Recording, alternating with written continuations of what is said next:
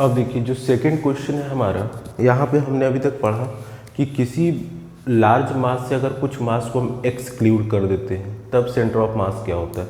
लेकिन अब जो थर्ड केस है इसमें अगर कोई बॉडी ट्रेवल कर रही है तो उस केस में उसका सेंटर ऑफ मास कहाँ होगा, तो वही है motion of the centre of मास। तो जनरलाइज्ड फॉर्मूला तो पता है हमें, ये क्या होता है, ये होता है हमारा R of centre of mass equals to क्या हो जाता है, एरिया के केस में A1 R1 A2 R2 हो जाता है। अगर मास दे रखा है तो यहाँ पे क्या हो जाता है M1 R1, और चूंकि यहाँ पे हमें पढ़ना ही है motion of the centre of मास, तो यहाँ पे एरिया कंसीडर नहीं करेंगे, क्या करेंगे, मास कंसीडर करेंगे। तो यहाँ पे mass M1 R1 plus M2 R2 plus M3 R3 up to so on upon कितना हो जाएगा M1 plus M2 plus M3, इस तरह से हो जाएगा। अच्छा, यहाँ पे जो total mass M1 plus M2 जो है, यहाँ पे अगर देखा जाए तो M1 plus M2 plus M3 up to so on ये सब मिलकर क्या बनाएगा, टोटल मास कैपिटल M हो जाएगा। अच्छा, तो यहाँ पे हम इसको लिख सकते हैं R centre of mass equals to M1 R1 plus M2 R2 plus M3 R3 up to so on upon capital M। ठीक है, इसको हम यहाँ से इधर ले जाएंगे तो हो जाएगा capital M into R। R क्या है, आपको ये डिस्टेंस बताता है किस डिस्टेंस पे सेंटर ऑफ मास बॉडी का प्रेजेंट है। तो यहाँ पे ये हो जाएगा M1 R1 plus M2 R2 M3 R3 upon so on. अब यहाँ पे देखिए ये चीज़ हो गया।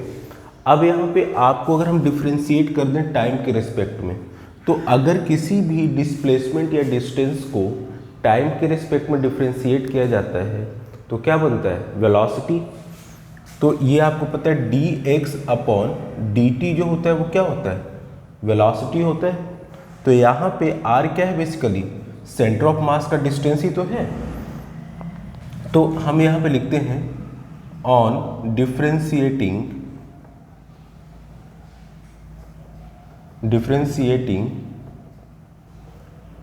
डिस्टेंस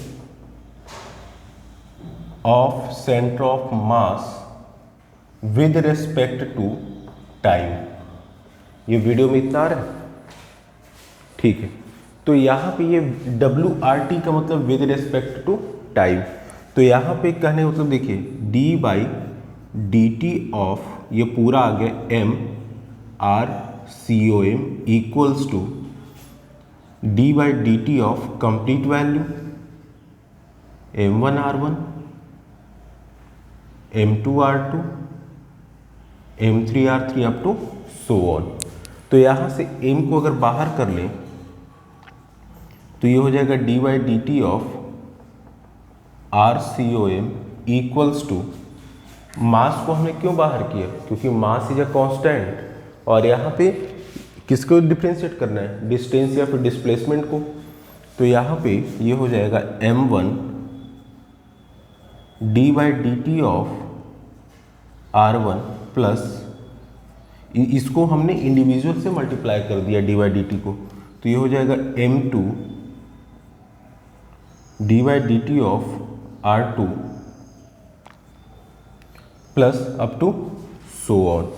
ठीक है, ये हमारा टोटल मास है, ये वाला याद रखिएगा, ये जो है टोटल मास है, ये हमने यहाँ पे अलग से लिख रखा है इसीलिए। तो यहाँ से ये क्या आ जाएगा आपका, डिफ्रेंशिएट जब करेंगे तो क्या हो जाएगा, वेलोसिटी।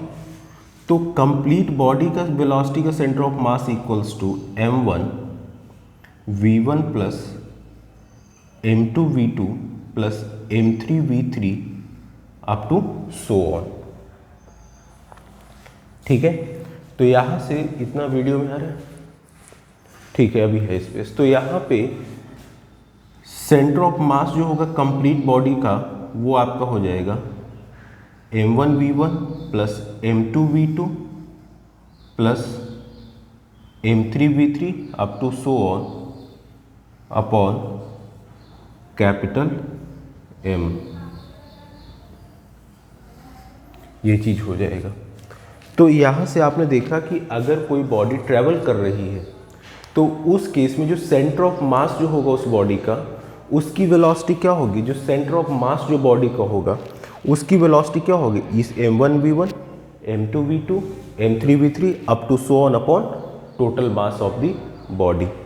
ठीक है। इसी तरीके से अगर इसको नेक्स्ट अगर और डिफ्रेंशिएट करें तो ये सपोज किया कि दिस इज इक्वेशन 2 और ये हमारा इक्वेशन 1 था। ठीक है, इसको हम ब्लैक से लिख देते हैं।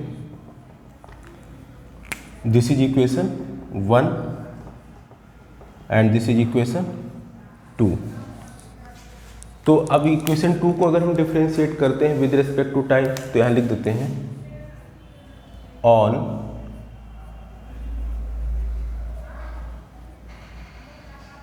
Differentiating equation 2 with respect to time. WRT का मतलब है विद रेस्पेक्ट टू टाइम। तो ये आपका इक्वेशन सेकंड ये था ना, that is centre of mass की वेलोसिटी क्या थी, m1 v1 plus m2 v2 plus m3 v3 up to so on upon total mass था। तो इसको हम डिफ्रेंशिएट करेंगे तो लिख देते हैं d by D T of v COM, video में दिख रहा है इतना, ठीक है। दिस इक्वल्स टू, ये 1 अपॉन m बाहर रखेंगे, इस पूरे को हम डिफ्रेंशिएट करेंगे d by D T of m1 v1 plus m2 v2 plus m3 v3 up to so on. ठीक है, तो यहां से क्या हो जाएगा, ये वेलोसिटी का डिफ्रेंशिएशन क्या होता है, एक्सेलरेशन होता है। ये चीज याद रखिए कि d by D T of x, ये डिस्प्लेसमेंट या डिस्टेंस, इसकी डिफ्रेंशिएशन वेलोसिटी होता है, और d by D T of velocity क्या हो जाता है, a, दैट मीन्स एक्सेलरेशन।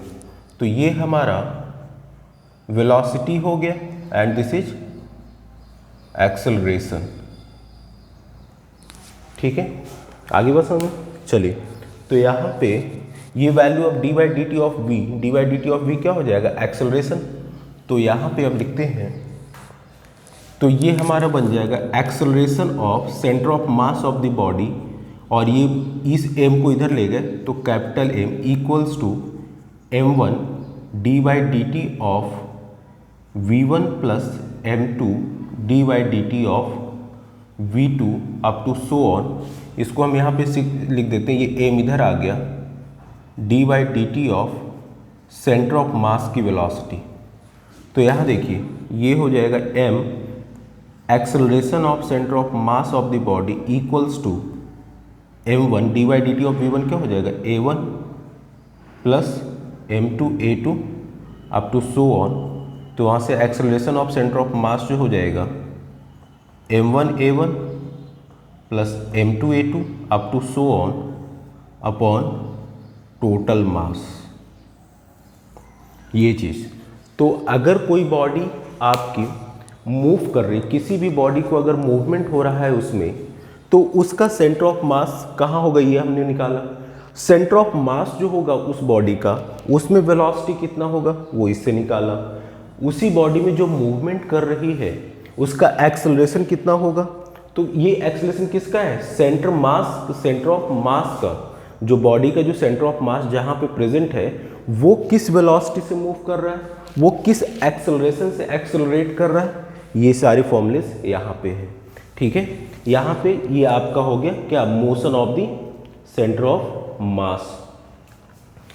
इसी तरीके से यहाँ पे देखिए ये F इक्वल्स टू, अब यहाँ पे स्पेस नहीं बचा है तो थोड़ा सा हम यहाँ पे इसको डिलीट कर रहे हैं। ठीक है, ये पार्ट इतना, इसी तरीके से इतना ये डिलीट कर रहे हैं।